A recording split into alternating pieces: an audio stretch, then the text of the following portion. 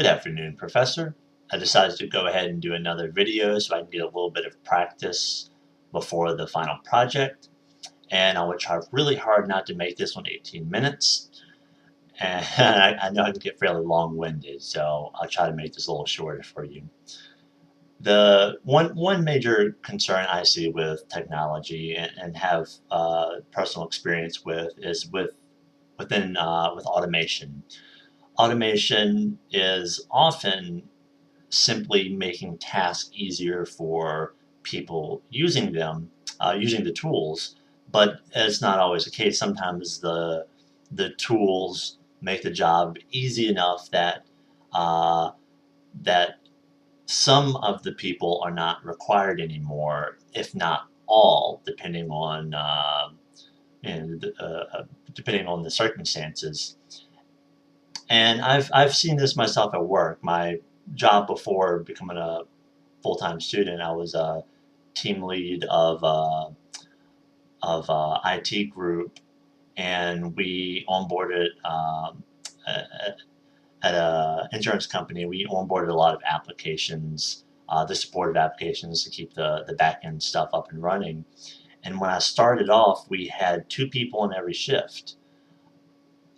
And through automation of tasks, better monitoring tools, better processes in place, better documentation, just by making the team better, we eventually got it down to where we only had 1 person per shift. We were 24-hour coverage, first, second, third, and we had um, and we essentially reduced it, the staff by half while taking on more work. So that's not even speaking for the teams that we took the work from. And so in part, I helped automate people out of jobs. And it kind of feel bad about it, but it would have happened one way or the other. And that's not to say it's ethical, but it happens. Automation happens, and jobs are impacted. So the three the three sources I'm going to look at today are Bill Joy and Pete Robertson with the Insecure and Employment, and Peter Singer and Utilitarian. I know I use them a lot, but I kind of like utilitarianism, so I expect to see that again for the final project. So Bill Joy is mostly talking about robotics, but it can also apply to automation quite well. The quote he said that I like is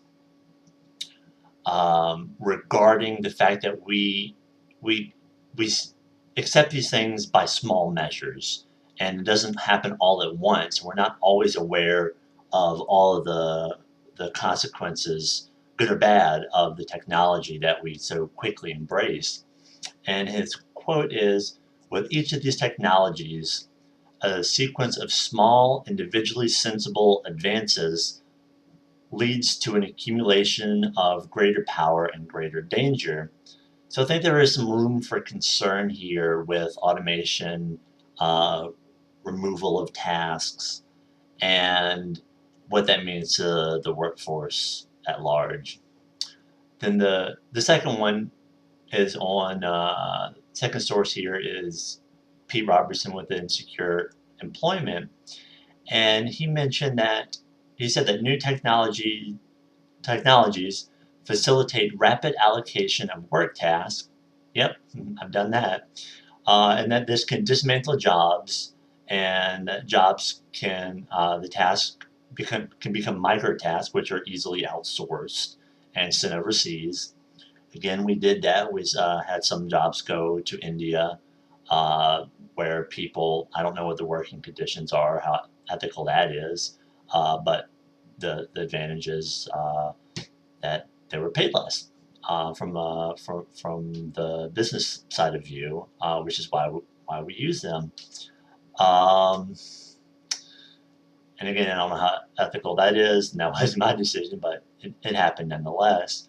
Um, and there's as these um, a lot of these tasks are automated, I see some room for harm to the middle class, and with job losses, and I see some potential for increased poverty.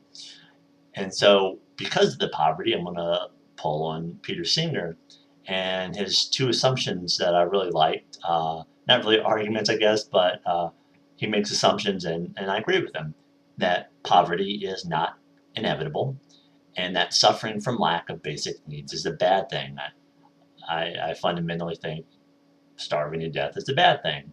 And that our reaction to poverty is wrong and we ought to do more.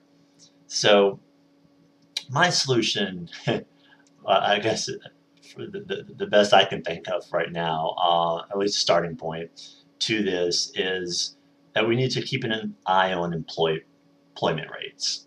And we need to ensure that the jobs being replaced are of equal value. And by that, obviously, I mean income. So, and we've talked about the pay discrepancies between the top and the lower, and how it's astronomically grown, and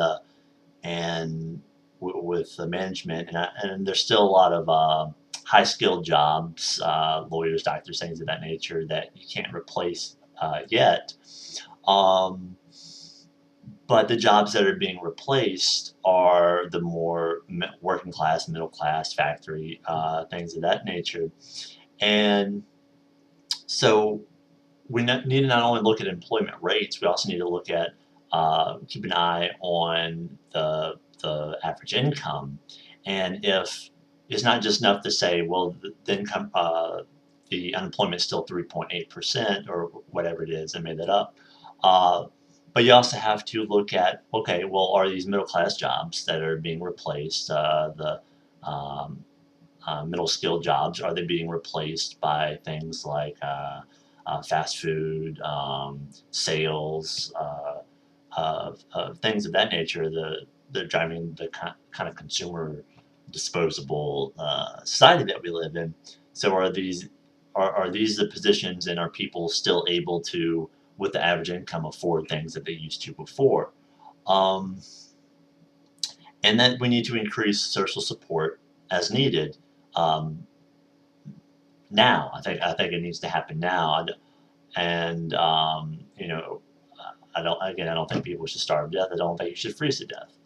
I think those are fairly basic needs, and so we need to increase social support. And I think it's kind of ironic that the very technologies driving a lot of this automation could be used to solve poverty and tackle some of the world's larger problems, but it's not as much as it could or should, in my opinion. As far as counter arguments, I don't know. I may make this video under 10 minutes. I'm really trying really hard. Uh, I don't know if this is the best argument, but the most common argument that I run into when I just talk to people in my day-to-day life about more socialist ideas, which has kind of a negative connotation to it. But anyway, is that the biggest argument I hear is that there's a concern for free riders, and that people will abuse the system. And my initial response is quite well thought out and sophisticated of, so what? um, yes, there's going to be people that are going to use the system. If you're going to have any sort of support uh, like that, then people are going to sit back. Some will sit back and do nothing. And, if from my point of view, if I have to contribute some of my income, wealth, and happiness, and even if it's as egregious as for every one person that we help that's in a legitimate situation, nine are free riders. Well, I'm happy that that one didn't starve to death. Um, and that's not to say that I think we should give everything to everyone. I'm not saying that. I'm not saying it should be that spread out, but we should at least cover the basic needs. And I'm going to sign off now because I'm coming in right under 10 minutes. Um, and so that's what I have. Thank you very much, and have a good day.